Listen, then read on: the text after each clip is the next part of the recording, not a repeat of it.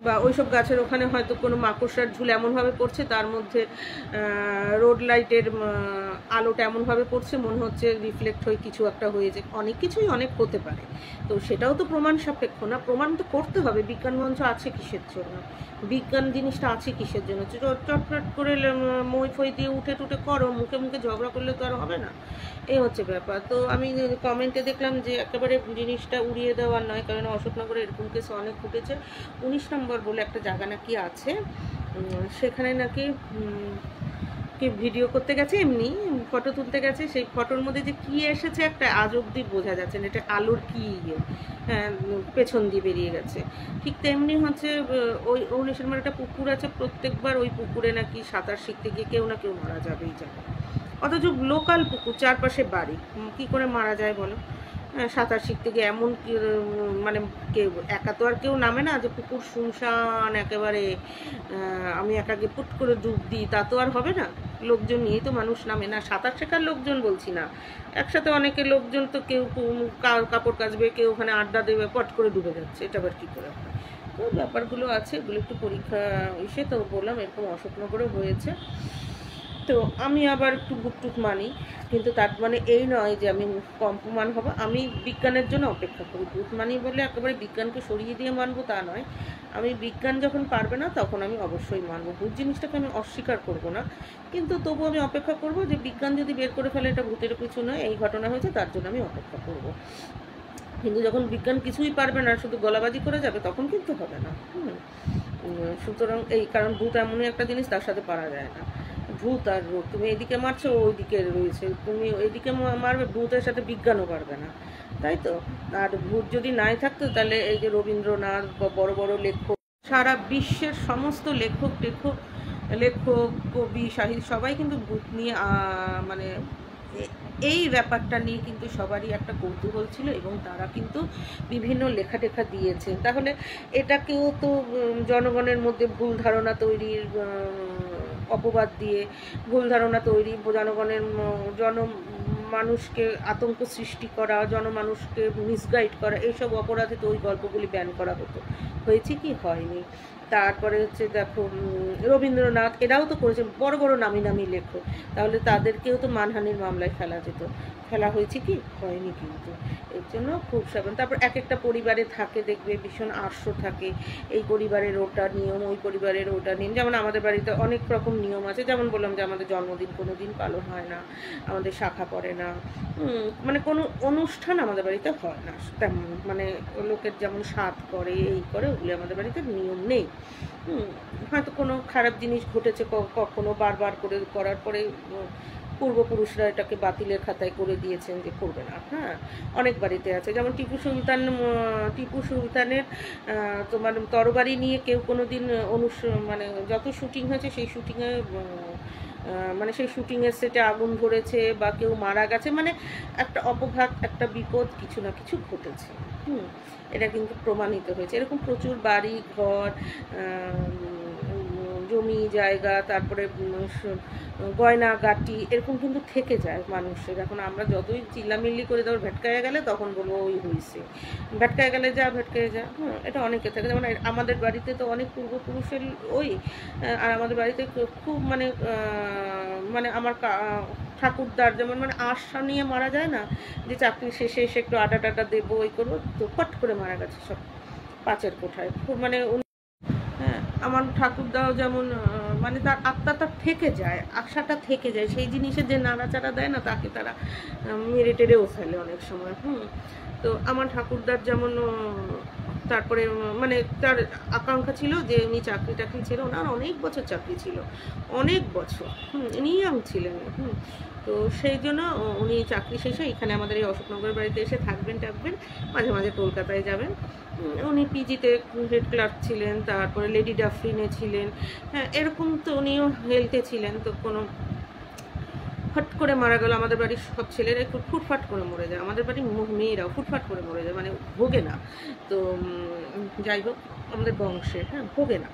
তো এই যে একটা থাকে, ওনার খুব আশা ছিল, বুঝেছো তো, যার জন্য না আমাদের বাড়িতে মানে আমি দেখেছি আমাদের বাড়িটার মধ্যে না কোনো আজেবাজে লোক, কোনো মানে কুনজর নিয়ে লোক, মানে একটা অন্যরকম চিন্তা করে এসছে, সে প্রতিবেশী বলো বা যেই বলো, প্রতিবেশী মানে আশেপাশের বাড়ি, সে ভাবলো যে আমি 1 হাত নিয়ে নেব, 2 হাত নিয়ে নেব, বা কেউ ভাবলো এই বাড়িতে থাকতে থাকতে দখল করে, হয় না অনেক কিছু, বা এই বাড়িটা কিনবো বা এই করব ওই করব বাড়িতে, সে কাজের লোক অবধি তো মানে সাকসেসফুল হয় না। দেখা যাবে তার বাড়ির কেউ মারা গেছে, কোনো একটা অপঘাতে হয়েছে, না আমি না এর জন্য কাউকে বলি না কিছু, তাহলে কী হয়, বাড়ির দাম কমে যায়, বাড়ির দাম কমে যায়। তো একবার বাড়ির মধ্যে যদি একটা স্ট্যাম্প পড়ে যায় না, বাড়ির দাম কমে যায়। বাড়িতে মৃত্যু হয়েছে সেই বাড়ি মানুষ কিনবে, আমি কোনো সময় বিক্রি করার কথা বলছি না, হ্যাঁ, কিন্তু তুমি একটা ভাড়াটেও পাবে, আমি বাড়ি বিক্রি করার কথাও বলছি না, তুমি একটা ভাড়াটেও পাবে না। তোমার বাড়ির সামনে দিয়ে সহজে লোকে, তুমি একটা দোকান দিলেও সেই দোকানে সহজে আসতে চাইবে না, মানে দেখা যাবে ভ্যান রিক্সা অটো টোটো করে গিয়ে অন্য দোকান থেকে কিনতে, তাও বলবে বাবা এই দোকানের এই বাড়ির থেকে নেওয়া প্রোডাক্টটা নেবো না বাবা, এই বাড়ির থেকে নেওয়া প্রোডাক্টটা বাড়ি ঘরে আনিস না রে। বা তুমি ধরো একটা সাইকেল গ্যারেজই করেছো, হ্যাঁ, নিস না রে এখানে সাইকেল গ্যারেজ করিস, বাড়ির থেকে বলে দিল, হ্যাঁ, এরকম একটা ব্যাপার থেকে যায়, বুঝতে পেরেছো তো। মানুষের ধরো আজকে না হয় আমি মেয়ে বাইরে কলকাতায় কাজবাজ করেছি, ঠিক আছে, আমার না হয় পরিচিতি সার্কেলটা ভালো আছে, বা বলে একার মুখ হীরা দিয়েও বন্ধ করা যায়, যেহেতু আমার পরিচিত সার্কেলটা বেশিরভাগই সবাই সুপ্রতিষ্ঠিত, সুতরাং আমাকে ভরে দেওয়া তাদের কাছে কোনো, সবাই 1 টাকা করে দিলেও আমি একেবারে ভরভর্তি হয়ে যাব, হ্যাঁ, সেই আর কি, কোনো ব্যাপার হয় না। কিন্তু আজকে যদি আমি একটা ছেলে হতাম, বা আমার একটা যদি ভাই হতো, এবং সে তেমন একটা কাজের না, পড়াশোনার না, সে পারে না, হতেই পারে ল্যাদোস ল্যাবেন্ডিস, হ্যাঁ, বা মানে ভুল মানে বলে না, মানে ওর কাজ, যেই কাজটা করলে কাজ হয় সেই কাজের কাজটা করতে পারে না, অনেকে থাকে না সেরকম, হ্যাঁ, মানে ভুল পথটা ধরে, তো ওইদিকে ঘাউড়া গোয়ার হতেই পারে, তখন দেখা যেত হয়তো ওকে একটা সাইকেল গ্যারেজ কর, এখানে একটা দোকান দিয়ে, হয়তো এরকম করা হতো। তো আমাদের বাড়িতে যদি একবার এসব রটে যায়, তাহলে কিন্তু সেখানে বিক্রি কিন্তু ওর হতো না। তো আমি সেটা বলছি, হ্যাঁ, বিক্রি একটা বাড়ির কথা বলছি না, মানে একটা প্রোডাক্টও বিক্রি হতো না। এখন তো আমি মেয়ে বলে সব দিক দিয়ে ওই হয়ে গেছে, হ্যাঁ, কেন তুমি যদি শোনো যে ওই বাড়িতে একটা ওরকম ঘটনা, আর ওই বাড়ির থেকে সবসময় গেলে টেলে এরকম একটা কেস ঘটে, সেই বাড়িতে দেখবে লোকও আসবে কম, সেই বাড়িতে জিনিস প্রোডাক্ট মানুষ নেবেও কম। ধরো আমি একটা চাইছি আমার একটা জিনিস আমি বিক্রি করে দেবো, ধরো আমি একটা খাট বিক্রি করবো, একটা ড্রেসিং টেবিল বিক্রি করবো, বলছি না রে ওর বাড়ির জিনিসটা না রে নেবো না, বলে অন্যভাবে কাটিয়ে দেবে, মধ্যে হয় আমার জিনিসটা বিক্রি হবে না, হ্যাঁ, আমি সেটা বলছি।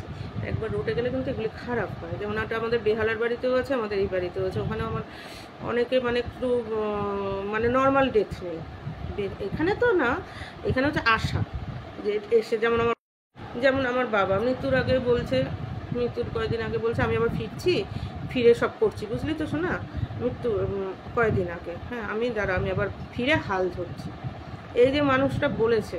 তো তারপরে মানুষটা মারা টারা গেল, মানে তার মারা যাওয়ার ইচ্ছাই ছিল না, মানে সজ্ঞানে মারা যাওয়ার মতো, ঠিক আছে, নিজেই বললো আমার ট্রিটমেন্ট করলো না হসপিটাল, এই আর কি, মানে ভুল ট্রিটমেন্ট মানে ট্রিটমেন্টই করলো না, শুধু টাকা নষ্ট করলো, সময় নষ্ট করলো, টাকা নষ্ট করলো, এর চেয়ে স্টেট জেনারেলগুলিতে যদি মেঝেতেও রাখতাম তাও হয়ে যেত। তো বাবারও গোয়ারটুমি ছিল, অশোকনগর ছেড়ে যায়নি সে, আমি বলেছিলাম কলকাতায় একটা ফ্ল্যাট রাখো, তোমাকে আমি এনআরএসে মানে আগেই বলেছিলাম যে রাখো, শুধু ডাক্তার ভর্তির জন্য, টানাটানি করা যায় না, কেউ যেতে পারে না, আর আমার পক্ষে এই অশোকনগর টু কলকাতা করা সম্ভব না, আমার নিজেকে এমনিতেই ডাক্তার বারণ করে দিয়েছে, আর যাতায়াত করে হয় এই যাব এই একটা ডাক্তার, আর ওখানে কি, ওখানে আমার অনেক লোকজন আছে, হ্যাঁ, আমি ওখানে থেকে যেতে পারবো, আর এখানে নিশ্চিত ওখানে থাকা খাওয়া একদম ঘরের মতো, হ্যাঁ, সব কিছু ছিল, আমার ডাক্তারবাবুরা ছিলেন, সব কিছু ছিলেন, মানে আমি যদি সে করতাম, মানে বাবা হয়তো ট্রলির থেকে আস্তে আস্তে জেনারেলে জায়গাও পেয়ে যেত, হ্যাঁ, তাও নিতে, তারপর যখন একদম ছাড়িয়ে নিয়ে যাব ঠিক হলো, যে অন্তত যেমন ট্রলিতেও যদি 4 ঘন্টা রেখে দেয়, একদিন রেখে দেয়, ট্রলিটা পাবো ওইটুকুনি ঠিক আছে, গেলেই তো আর সিট পাওয়া যায় না, যত ধরো এনআরএস নেবো বা পিজিতে নেবো, গেলেই তো আর সিট মিলবে না, ডাক্তারও তো আর ঠেলে করতে সিট দিতে পারবে না, কিন্তু ট্রিটমেন্টটা হতো, মরতো না, এত শক্তপোক্ত মানুষটা, নিজের ভুলেই মারা গেছে, নিজের ভুলও বলবো, গোয়ার তুমি করলে তো হয় না, আমি বলেছিলাম ছোট একটা ঘর হলেও রাখো, অন্তত আমি ওখানে তো গিয়ে খেয়ে দিয়ে একটু রেস্টটা নিতে পারবো, তারপর তো আমি আছি। কাউকে যেতে হতো না, আমার ওরা তৈরি করে বাবাকে ফেরত পাঠাতো। এর আগেও বাবার হয়েছে না বেহালাতে অপারেশন, কত বড় হলো, বাবার বন্ধুরা তৈরি বাবাকে ফেরত, বাবাকে আমাদের কাউকে যেতে হয়নি, বাবার বন্ধুরা আর ওদিক থেকে পিসি। এত বড় একটা অপারেশন, এত বড় অপারেশনের পরে মানুষের সাইক্লিং কিচ্ছু করে না। হ্যাঁ, আর আমার বাবা সারা জীবন সাইক্লিং করে গেল, মানে এত সাকসেসফুল অপারেশনটা হলো। কতবার করে বাবাকে বললাম, বাবা কলকাতায় ছোট একটা ফ্ল্যাট রাখো, আমি যেখানটায় বলছি রাখো, তোমার এনআরএসের ডাক্তার যার বাড়িতে আমি থেকেছি তার একটা ছোট স্ট্রোকের মতো হলো বা কিছু হতেই পারে, এনআরএসের ডাক্তার প্রফেসর, হ্যাঁ চোখের, ও মা তার মেয়ে জামাইও ডাক্তার গাইনির, সে নর্থ বেঙ্গলে থাকে, সে বোধহয় আরজিকর বা অনেকটা বাঙ্গুর ওইসবের বোধহয় ছিল না, তাদের তো একটা চেন থাকে সার্কেলে। বলেছে বাবাকে মানে শ্বশুরমশাইকে হাসপাতালে ভর্তি করো, আমি তারপর দেখছি। আমার সামনে, উনি তো একজন প্রফেসর এবং এনআরএসেরই প্রফেসর, তাকে পর্যন্ত নিয়ে জাস্ট ট্রলির মধ্যে রাখা হয়েছিল, সিট পাচ্ছে না, তার মেয়ে মানে বুঝতে পারছো ডাক্তারের মেয়ে ডাক্তারের বউ, কি অবস্থা ভালো টালো, সে পেশেন্ট টেনে একবার এদিক নিচ্ছে ওদিক নিচ্ছে, ওখানে ডাক্তার এসে এসে যেমন মানে দেখার কাজ দেখছে, পরে কিন্তু সিট পেল। সেই মানুষটা কয়েকদিন বাদে বাড়িতে আসলো, একতলা তিনতলা তারপরেও করেছেন উনি, মানে খুব কমই করেছেন, কিন্তু ব্যাংকের কাজ হ্যানা ত্যানা যেমনভাবে মানে সাকসেসফুলি বাড়িতে এসেছে। তাই এটা আমার বাবার বলে হতো না বলো? কতবার করে বলেছি যে ফুর্তির জন্য না, জিনিসটা হচ্ছে দেখ গোয়ার গোবিন্দ কোনো একটা কিছু কেনা, কোনো একটা বিক্রি, মানে এগুলিটা পেরে ওঠে না। বাবা আবার যাব কিনবো, কি জানি হয় ওটাকে সাজাতে হবে, আবার ওটাকে সাজা গোজানোর কথাও আমি বলছি না, আমি একটা খাট কেনারও কথা বলছি না, একটা ছোটো স্টোভ দিয়েও আমার হয়ে যাবে, আমার হচ্ছে জাস্ট অ্যাকোমোডেশন। হ্যাঁ, বললাম যে রাখো, তাহলে লকটা করে রেখে দেবো, আমার জেঠিমারা আছেন বা ওখান থেকে কাকির বাড়ি আছে, ভলুরা আছে, পিসিরা আছে, সব কিছু আছে। হ্যাঁ, মোটে না কি যে অশোকনগরে এদের গদের আঠা, কাঁঠালের আঠা না বাবলা গাছের আঠা না কি, মানে মানে চোরাবালি ওটার মধ্যে ভ্যাটকায় রইল। আমি বলছি না যে এখান থেকে চলে যেতে, নিশ্চয়ই দম টম নেওয়া যায়, কিন্তু মানুষ একটা কলকাতায় রাখে না বলো? আর যেখানে তুমি কলকাতার মানুষ আর জানো সুযোগ সুবিধা, আর 45 কিলোমিটারের মধ্যে মানুষ তো দুটো গয়না বিক্রি করেও রাখে। একটা ছোট বিভিন্ন জেলার লোক এসে দেখো ঝুপড়ি করে থাকছে, তারপর পুনর্বাসনের জন্য ওদেরকে ঘর দিচ্ছে, যেখানে হতো তবুও তো কলকাতা এরিয়াতে দিচ্ছে। ওরা তো কেউ মালদায় থাকে, কেউ বালুরঘাট, এসব থেকে, তাতে তো আর মালদা বালুরঘাট থেকে তো আর আসতে হচ্ছে না। হ্যাঁ, এবার হয়তো প্রিয়র কলকাতাতে না থেকে, প্রপারে না থেকে, সেখান থেকে হয়তো তার বাড়ি 10-15 কিলোমিটার দূরে, তবুও তো তার পক্ষে সুবিধা। হ্যাঁ, আর আমরা একটু পারতাম না, বাবা করেনি জানো, না নিজে করেছে না আমাকে করতে দিল। আমি শ্যামবাজারে আমার হয়ে যায় জেঠিমার বাড়ির পাশে, তারপরে এখন জেঠিমাও কি আর ওই নিতে পারে বলো? আর যেটা বিক্রি হয়ে গেছে সেই বলছি, সেই বাবা বলেছে আসবো। হ্যাঁ, তারপর যখন আমার বাবার পারলৌকিক ক্রিয়া হচ্ছে তখন উনি বলছে কি, ঠাকুরমশাই বলছে কী করবো, উনি তো আছেন, যা করতে হয় করছি, উনি রয়েছেন, উনি কিন্তু বাড়ি ছেড়ে যান না। মানে ওনারা তো কী সব গোনাগাথায় বোঝে বলে উনি বাড়ি ছেড়ে যান, যা যেহেতু একটা সামাজিক নিয়ম পারলৌকিক ক্রিয়ার, মানে আমরা যদি পারলৌকিক ক্রিয়া নাও করি তাতেও কোনো সমস্যা নেই, বলছে উনি রয়েছেন, মানে উনি শুধু শরীরটাই চলে গেছে, উনি রয়েছে। কতজন দেখেছে বলে, দাদাকে দেখছি চান করতে, বাবার আমাদের বাড়িতে তো অনেকগুলো কল, সরকারি কল, টিউব কল, তারপরে যে মোটর কল, মানে মোটরে জল ওঠে সেই কল, মানে বাড়িতে রয়েছে 3টে মানুষ 3 রকমের কল বাড়িতে, তাও তো 3টে, আমি তো থাকিই না, তার আগে তো মা বাবাও থাকতো না, আমিও থাকতাম না, সব পড়াশোনা চাকরি বাকরি, বাড়িতে রয়েছি 3টে মানুষ, ল্যাট্রিন আমাদের 4খানা, তাহলে ভাবো আর কি। হ্যাঁ, এই আর কি, মনে হবে জানি হেগে ছড়াচ্ছি, এই আর কি।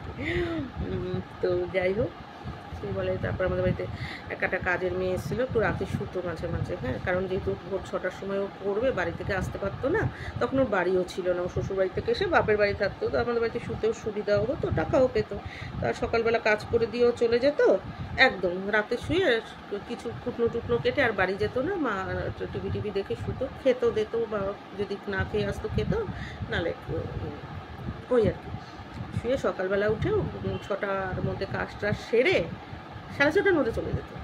এবার নিজের বাড়ি গিয়ে এবার কী করবে না করবে, কোনো জায়গায় ও বোধহয় ও অন্য বাড়িতে রান্না করতো। রাত্রেবেলা গাউ গাউ গাউ গাউ করে উঠেছে, ওর বুকের মধ্যে কেমন লাগছে, যে তারপর আস্তে আস্তে নাকি না বাজে জিনিসটা ছড়াবে, কথা দরকার নেই। অনেকবার ও ভয় পেয়েছে, আমার মা উঠে উঠে ওকে ধাক্কা দিয়েছে বোবাই ধরার মতো, বুঝেছো তো। কেমন লাগে আমার বাড়িতে রাত্রে পাশের ঘরে শুচ্ছে, আমার মা আর ওর ঘরের মিডিল একটা বড় জানলা, খোলা জানলা, মানে খোলা জানলাটা কপাট আটকানো হতো না, গ্রিলের এপাশে মা, গ্রিলের ওপাশে মা। হ্যাঁ ওইখানে না শোবো না, শোবো না, কী অবস্থা জানো।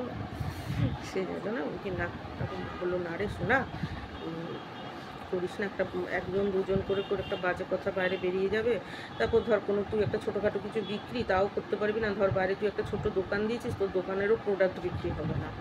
মাই সেটা বললো। কি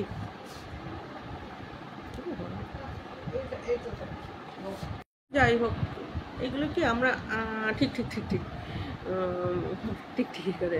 আমার বাবা পশু পাখি খুব ভালোবাসতো, বাবার সাথে আমার বন্ডিংটাও ঠিক ছিল। হ্যাঁ ঝগড়াঝাটি হতো খুবই, কারণ আমার অনেক কিছু তার সাথে, তার নীতির সাথে আমার বনতো না, কিন্তু বাবা আবার আমাকে একটু ভয়ও পেত, কারণ বাবার স্কুলের সব বন্ধুদের সাথে, মানে বাবার সহকর্মীদের সাথে আমার প্রচণ্ড সুসম্পর্ক। বাবার কর্মস্থল জাতীয়, মানে বাবার 4 দেওয়ালের ভিতর ছাড়া যে বাইরের সম্পর্কটা, তাদের প্রত্যেকের সাথে আমার খুব সম্পর্ক ভালো। আর বাবার যে মানে বাবার বাড়ির লোকের সাথে সম্পর্ক বলে বাবা কোন দিকে যাবে, সুতরাং মানে যেগুলোতে সাধারণত ছেলে মেয়েদের সম্পর্ক থাকে না, বাবা মার মাধ্যমে সম্পর্কটা রাখে, বলে বাবা মা বলে যে আমরা না থাকলে আর সম্পর্ক থাকবে না, এই আমরা আছি তারপরে কি আর ভাই ভাইয়ের সম্পর্ক থাকবে, আমাদের পুরো উল্টো। বরং বাবা মার আমলে যতটা নেই, বাবা মার মানে বাবা মাকে বাদ দিয়ে আমাদের মধ্যে সম্পর্ক, মানে সম্পর্ক বেশি, বরঞ্চ আমরা বলতে পারি আমাদের কুচকি বাচকারা আদৌ সেই সম্পর্ক রাখবে কিনা, যে কথাগুলি বাবা মার বলার কথা, আমাদের কিন্তু ভাই বোনের মধ্যে সম্পর্ক আছে। হ্যাঁ তো মানে বাবার বাড়ির সাথে আমার খুব সুন্দর সম্পর্ক, তবে আমার বাবার বাড়িতে লোকজন কম, মানে আমরা তো এদেশীয় একটু, আমার এদেশীয় বলে বলছি না, আমাদের মানে লিমিটেড লোকজন, মানে এক গাদা করে সন্তানের দিন আকার, মানে আমাদের ঠাকুরদারও এক গাদা সন্তানের দিন, আর যদিও চাকরি বাকরি করতেন ওনার 12টা 14টা বাচ্চা হলে কোনো ব্যাপার ছিল না, মানে অনায়াসে খাইয়ে বুলিয়ে রাখতে পারতেন, ঘর বাড়ি সবই ছিল, কিন্তু মোটে 4 জন, তার মধ্যে তো আবার একজন মারাও গেছে। আমার দিদিমার যেমন এক গাদা দিকে খাওয়া দাওয়া নেই সেটা না, তারপরে আবার কি আমরা সব একটু ছাড়া মানে যে যার বাড়িতে একটু থাকি বেশি, নেমন্তন্ন করলে যদি বলা হয় দুপুরে, নেমন্তন্ন করলে দুপুর গড়িয়ে বললে দুপুরে যাস, আমরা দেখা যাচ্ছে বিকেলের দিকে যাচ্ছি। হ্যাঁ কোনো সময় নেমন্তন্ন করলে যে 7 দিন একসাথে থাকবি, একেবারে 7 দিনের জন্য চলে যাবি, বা 3 দিন ওইটা সেরে ওটাগুলি সেরে ওই অনুষ্ঠান সেরে একদম আসবি, অনেক এক করে বলবে তোমার পড়াশোনাটা কি তুমি করবা, তোমার বাড়িতে থেকে যাবো, এরকম। মানে আমরা একটু লিমিটেড থাকি, লিমিটেড যাই, কিন্তু সবার সাথে সবার কানেকশান আছে। তো এই আর কি ব্যাপারটা, বুঝেছো তো। তো সেই হিসেবে আমার হলেও সেরকম হলেও রিলেশান আমাদের আছে, যার জন্য বাবা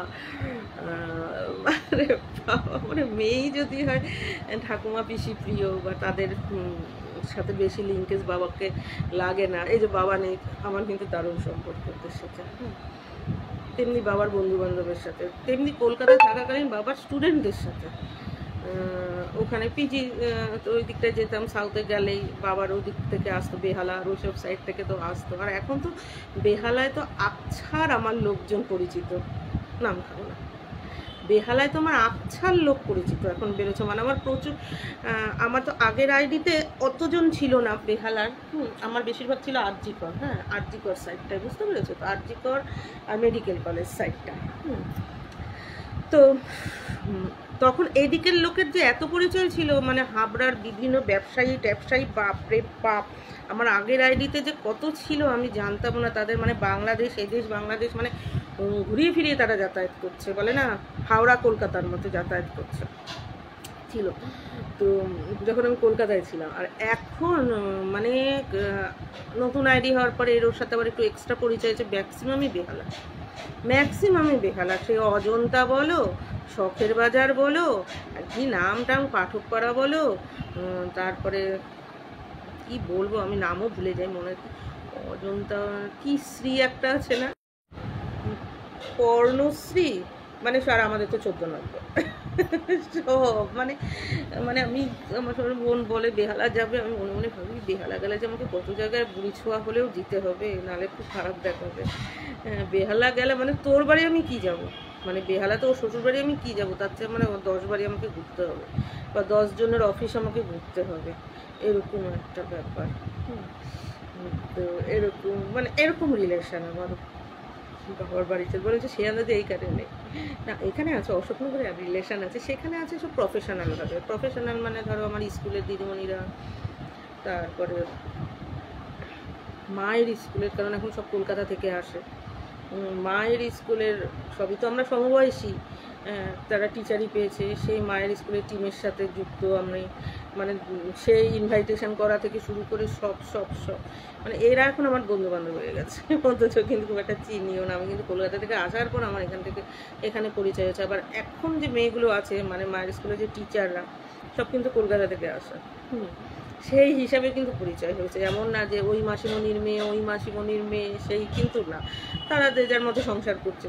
আর মায়ের স্কুলে যে নতুন নতুন এসএসসি টিচাররা এসেছিলো, মানে মা রিটায়ারের পরে বা মা রিটায়ারের একটু আগে, বা মাও কয়েক বছর পেয়েছে, সবার সাথে মানে মায়ের স্কুলের টিমের সাথে আমার বরঞ্চ পরিচয় হয়ে গেছে, সেটা দিদিমণির মেয়ে হিসেবে না ওদের সাথে ফ্রেন্ডলি পরিচয় হয়েছে আগে, মানে ও আমাদের এক্স টিচারের মেয়ে হিসেবে না, ফ্রেন্ড একজনের থেকে একজন করে এখন পরিচয় হয়ে গেছে। আমি মাকে তো বলি যে তোমার কাকে লাগবে বলো, আমি নিয়ে আসবো ওদেরকে সবাইকে, তুমি থাকতে চাও দেখবা সব আমার ফ্রেন্ড হয়ে আসবে, তুমি যেতে চাও স্কুলে আমার পরিচয় তুমি তোমার এখন স্কুলে যেতে পারবে, ফ্রেন্ড হয়ে গেছে। আমি বললাম না আমার খুব সহজে ফ্রেন্ডশিপ হয়ে যায় মানুষের সাথে, আর ইয়াং জেনারেশনের সাথে। তেমনি বাবার স্কুলেরও হয়েছিল কলকাতায় থাকাকালীন, ম্যানেজিং কমিটি থাকে না, স্টুডেন্টের বাবা মায়েরা আসে, কত পরিচয় বাপরে বাবা। আমি যে স্যারের সাথে কাজ করতাম বেশি, মানে যে স্যার আমাকে বেশিরভাগ ইনভলভ করেছিলেন, 10টা স্যারের সাথে পরিচয় করিয়ে দিয়েছিলেন, বা যে স্যার মানে বেশি বাঘা, মানে যার রেফারেন্স শুনলে অন্য স্যারেরাও হ্যাঁ নিয়ে নেবো, বাস এরকম কেস ছিল। তো সে নাম বাবা তার বন্ধুকে বলেছে, তার বন্ধুরাও তো কলকাতার নামি দামি ছিল বাবার বন্ধুরা, সে রাজনৈতিকভাবেও নামি দামি, বিভিন্ন রাজনৈতিক দলের লোক।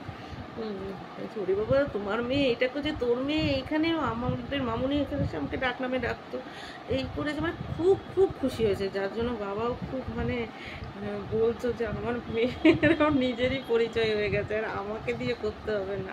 সুতরাং আমি যদি বাবা নামে একটা নালিশও করি সবাই আমার পেছনে দাঁড়িয়ে যাবে। আমি বাবাকে বলেছি যে খুব সাবধান কিন্তু, হ্যাঁ সেটা বাবাকে বুঝেই চলতো, এই ভুল একটা করেছেন, সে ভুলের খেসারত নিজে দিয়েছে, আমার কোনো কিছু করতে হয়নি, ভুল করেছে নিজের খেসারত দিয়েছে, নিজের জান দিয়ে খেসারত দিয়েছে।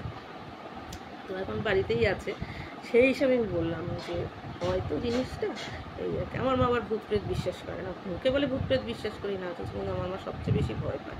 একটা ভূতের ছবি দেখবে না, একটা ধরো মুখোশ আছে না, মানুষ ভূতের মুখোশ পরে মেলায় বিক্রি 10 টাকা 5 টাকা, বা রং খেলায় বিক্রি হয় 15 টাকা 20 টাকা, এই মুখোশটাই কিনলে কেন, বাঘের কেন, এই কেন সেই কেন, ঠিক আছে এই মুখোশটা কিনে মানে বাচ্চারা হাতকে, ওটা ভীতি একটা আলাদা জিনিস।